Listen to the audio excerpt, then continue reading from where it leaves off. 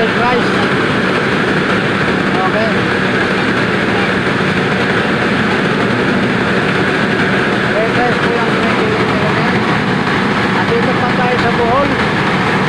Nasa Bohol pa tayo mga ka-rice mill.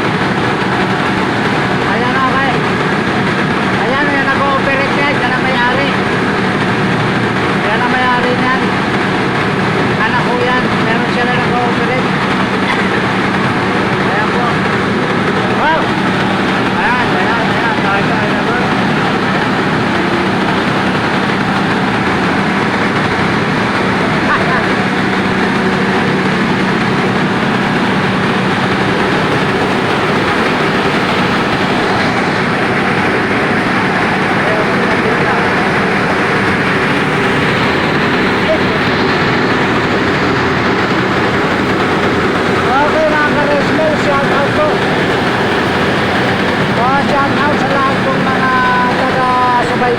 Mga subscriber, maraming salamat po.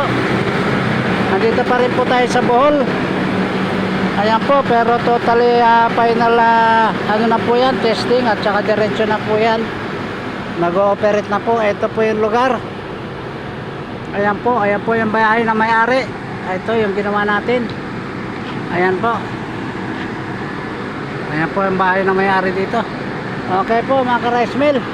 Maraming salamat po. Shout out po kay Sir Alvino Daga.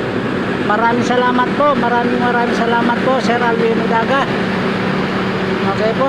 Yan po ang may-ari ng aming lupang tinitiran sa Santa Fe. Sila po ang may-ari sa lupa na tinitiran namin. Maraming salamat po sa iyo Sir Alvino Daga. Yan po ay nasa Santa Fe po. Santa Fe Leyte. Maraming salamat po. Okay po.